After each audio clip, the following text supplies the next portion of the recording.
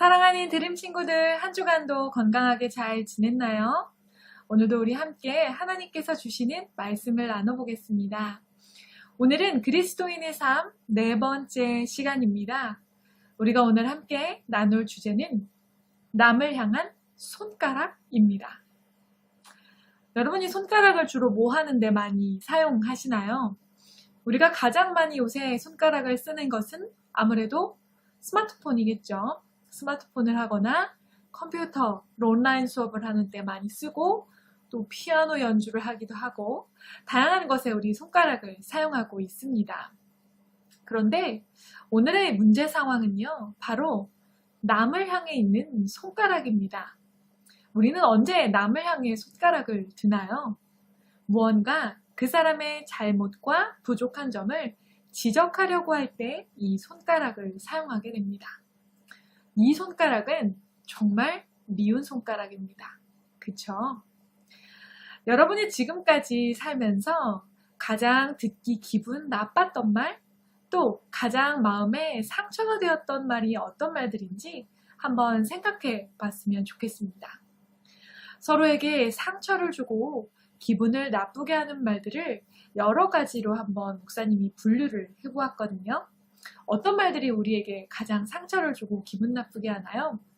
첫 번째 분류, 바로 외모 비하 발언입니다. 와, 너 진짜 웃기게 생겼다. 또 어렸을 때는 막 동물도 나와요. 너 되게 돼지 같다. 혹은 키가 작을 때 왜 이렇게 키가 작어?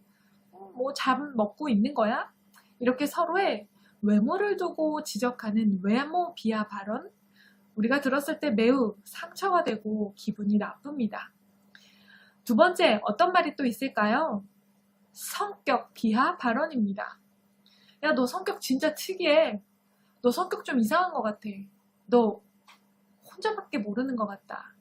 이렇게 서로의 성격에 대해서 지적할 때, 또 이런 말을 우리가 들었을 때 매우 상처가 되고 속상합니다. 세 번째, 뭐가 있을까요? 패션 감각 비하 발언도 있어요. 목사님 실제로 약간 사춘기가 되면서 좀 예민해지기 시작할 때 친구들이 옷을 가지고 이야기하는 게 그렇게 싫었던 것 같아요. 정말로 이건 제 경험이에요. 오늘 패션이 왜 그래? 뭐야, 오늘 옷 색깔이 왜 그래? 야, 이거 진짜 너랑 안 어울린다. 뭐 이런 얘기들. 굳이 하지 않아도 될 말들. 이 패션 비하 발언도 여러분처럼 이제 한창 외모에 예민해질 나이에는 정말 들었을 때 상처되고 기분 나쁜 말 중에 하나죠. 그 다음 또 뭐가 있을까요? 바로 내가 속한 공동체 비하 발언입니다. 내 가족을 비하한다든지, 혹은 내가 속해 있는 학교에 대해서 부정적인 이야기를 한다든지, 내가 다니고 있는 교회에 대해서 안 좋은 말을 한다든지, 이렇게 내가 속해 있는 공동체를 나쁘게 하는 말을 들을 때도 우리는 매우 기분이 나빠집니다. 마지막 다섯 번째, 뭐냐? 아이돌 비하 발언입니다. 목사님도 사춘기 땐 이것 때문에 친구들이랑 많이 민감했던 것 같아요. 내가 좋아하는 연예인, 늘 자꾸 나쁘게 말하는 거예요.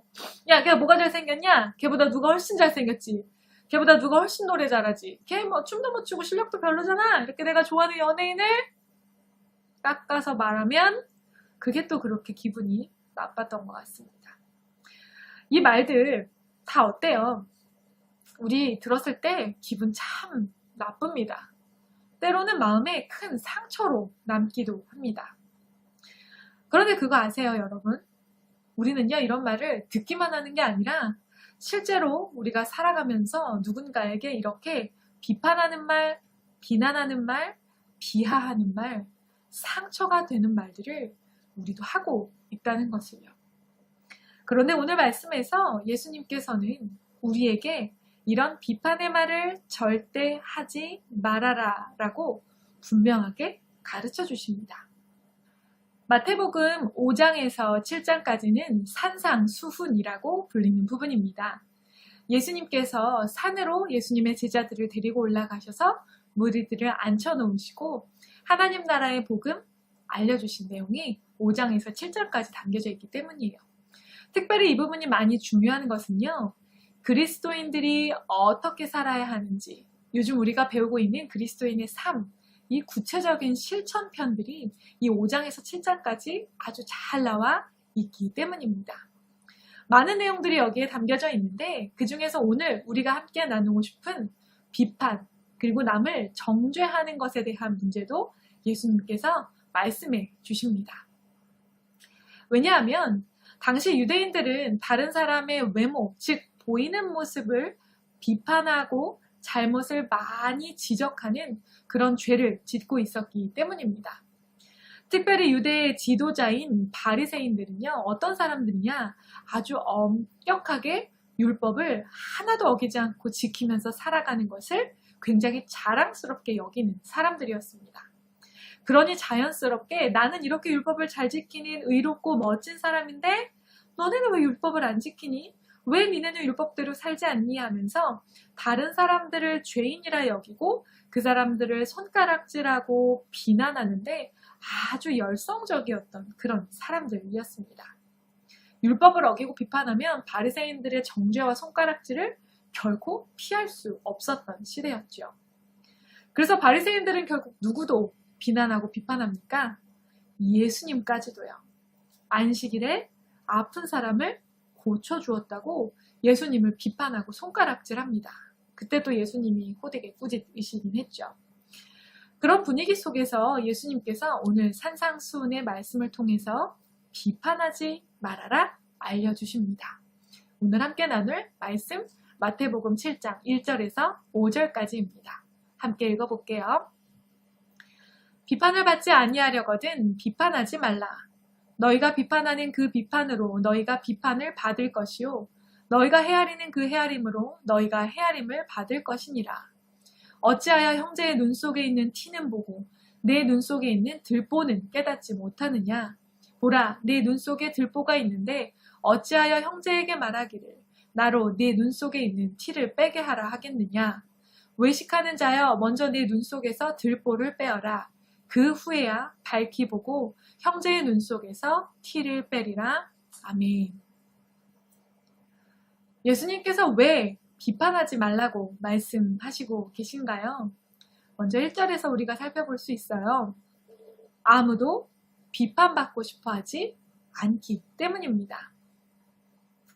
아까 우리가 첫 번째로 마음을 나누고 시작했습니다. 누군가 나를 비난하고 비판했을 때 우리의 마음이 어떻다고요? 매우 속상하고 또 그게 상처로 남기도 한다는 것을요. 이건 우리뿐만이 아니라 세상 모든 사람들도 다 마찬가지입니다. 우리는 우리를 사랑하는 마음으로 너 잘 되라고, 너 이것만 고치면 정말 좋을 것 같아 하고 주는 조언의 말조차도 어때요? 그걸 듣고 잘 고쳐나가야 하는 것은 사실이지만 막상 그런 이야기를 들을 때에 아무렇지 않게 들을 수 있는 사람은 아무도 없습니다. 그건 저도 마찬가지예요. 이건 좀 이렇게 고쳤으면 좋겠습니다. 이렇게 했으면 좋겠습니다. 라고 그게 아주 좋은 내용이라는 걸 알아서 네, 그렇게 고쳐야겠지요. 라고 머리로는 생각하지만 마음은 어때요? 에이, 좀 좋은 말 좀 해주지. 에이, 지적질하고 그래. 에이, 기분 나빠. 이런 마음이 드는 게 사실이에요. 내가 싫은 건요, 남도 싫습니다. 내가 상처받는 것은 다른 사람도 상처받는다는 뜻이에요. 그러니 내가 싫기 때문에, 내가 상처받기 때문에 나는 또한 다른 사람에게도 그렇게 해서는 안 된다는 거예요. 비판하지 말아야 하는 두 번째 이유는 무엇일까요? 정작 자신의 문제는 깨닫지 못하게 되기 때문입니다. 아까 우리가 읽은 말씀 속에 다른 사람 눈에 티는 보지만 정작 자기 눈 속에 있는 들보는 보지 못한다라고 예수님께서 말씀해 주셨습니다. 티는 뭔가요? dust, 아주 작은 먼지입니다. 다른 사람의 눈에 있는 이 작은 먼지를 어떻게 발견할 수 있어요? 항상 눈에 불을 켜고 다른 사람을 보니까 발견할 수 있는 거예요. 저 사람이 또 뭐 실수하지? 뭐 잘못하지 않을까? 뭐를 엉뚱하게 실수하지 않을까 하면서 다른 사람을 계속 바라보고 있으니까 작은 티도 발견할 수 있는 거예요. 그런데 내 시선과 관심이 온통 다른 사람의 문제를 찾아내는 데 꽂혀 있다 보니 정작 내 문제는 발견하지 못합니다. 들보가 뭔지 아세요, 여러분? 집을 지을 때 이 지붕의 무게를 잘 감당하기 위해 대를 세우고 그 나무 대를 또 잘 받치기 위해서 커다란 나무 기둥을 사이에 끼워 넣는데 그게 바로 들보입니다. 아주 커다란 나무, 토막, 막대기예요. 눈에 들어갈 수 있나요? 어떤 비유예요? 눈 속에 이런 들보가 있다는데 못 본다? 나 자신에게 있는 문제와 잘못은 결코 발견하지 못한다는 거예요. 왜? 다른 사람을 보느라고 너무 바쁘니까요. 그래서 자신의 문제를 발견하고 고치지 못하고 계속 잘못된 길을 가게 될 수 있다는 겁니다. 비판하지 마세요. 오히려 나 자신을 돌아보고 나 자신을 한 번 더 생각해 볼 수 있었으면 좋겠어요. 셋째, 우리가 비판하지 말아야 되는 이유는 사람의 죄와 잘못에 대한 심판은 하나님께 있기 때문입니다. 우리는 모두가 다 같이 연약한 죄인입니다. 이 사람은 이런 부족한 점이 있다면 저 사람에겐 저런 부족한 점이 있고 나에게는 또 이런 부족한 점이 있는 거예요. 누구에게나 약점이 있지요. 우리가 해야 할 일은요, 성령이 하나 되게 하신 것을 힘써 지키며 서로 사랑하고 서로 격려해 주는 거예요. 언제까지요? 하나님께서, 심판자 하나님께서, 예수 그리스도께서 이 땅에 다시 오실 때까지요.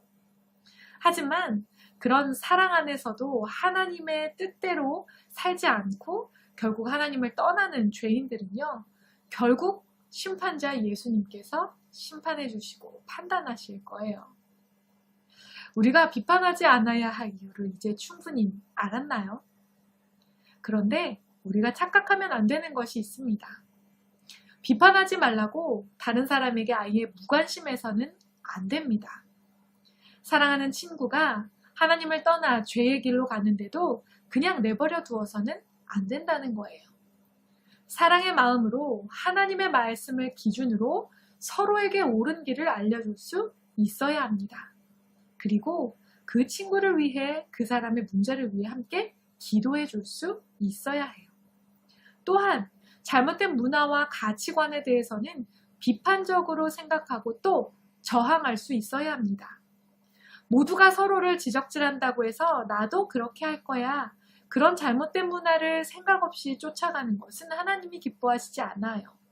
하나님이 기뻐하시지 않는 잘못된 문화, 악한 세상의 문화와 가치관들에 대해서는 비판하고 지적하고 그것에 대해서 저항할 수 있어야 합니다. 하지만 오늘 말씀은 무엇인가요? 하나님께서 허락하신 사랑하는 형제 자매들끼리, 사랑하는 사람들끼리 한 공동체 안에서 서로가 서로를 비난하고 손가락질하는 것을 멈춰야 한다는 거예요. 특별히 미워하는 마음으로 상대방을 깎아내림으로 내가 높아지고 싶은 그 마음으로 그렇게 남을 손가락질해서는 안 된다는 말씀입니다. 요즘은요, 이제 우리가 코비드-19 또 코로나19로 인해서 이전과는 정말 다른 삶의 모습을 살아가고 있습니다. 친구들끼리 마음껏 만나서 함께 마스크를 벗고 서로 얘기하고 대화할 수 있는 일상을 정말 다시 회복할 수 있을지 아직은 모르겠습니다. 이제는요, 실제로 얼굴과 얼굴을 마주보고 하던 말들이 온라인상으로 정말 대부분 옮겨갔다고 해도 과언이 아닙니다. 이 온라인은요, 얼굴이 보이지 않아요. 혹은 누가 누구인지 밝혀지지 않아요. 그래서 이 온라인상에서는 더 쉽게 다른 사람을 욕하고 비난하고 손가락질합니다. 그리고 그 일들이 정말 무고한 생명을 아프게 하고 다치게 하고 심지어 생명을 죽음으로 몰아넣기도 합니다. 이런 시기에 오늘 주시는 하나님의 말씀을 우리가 다시 한번 깊이 생각하고 기억했으면 좋겠습니다. 그래서 우리가 살아가는 이 세상을 비판하는 문화가 아닌 서로 사랑하고 존중하는 문화로, 지적질하고 욕하는 말이 아니라 서로를 칭찬하고 축복하는 말로 가득한 그런 세상으로 변화시켜 나갈 수 있기를 소망합니다. 그리고 그 일에 저와 여러분이 쓰임받기를 또한 기대해 봅니다. 함께 기도하겠습니다. 하나님, 우리가 살아가는 이 세상에는 서로를 비판하고 정죄하는 말들이 너무나 넘쳐나고 있습니다. 그러나 오늘 예수님께서 우리에게 분명히 말씀해 주십니다. 그 비판을 멈추라고요. 이제 우리 사랑하는 친구들은 이 세상 가운데에서 존중하는 말, 서로 축복하는 말, 서로를 높이는 말들을 주고받는 문화로 바꿔나가기 원합니다. 그렇게 생명을 살리고 영혼을 살리는 일에 앞장서 나갈 수 있는 참으로 아름다운 그리스도인의 문화를 세상 가운데 세워갈 수 있는 우리가 되게 해주세요. 예수님의 이름으로 기도드립니다. 아멘.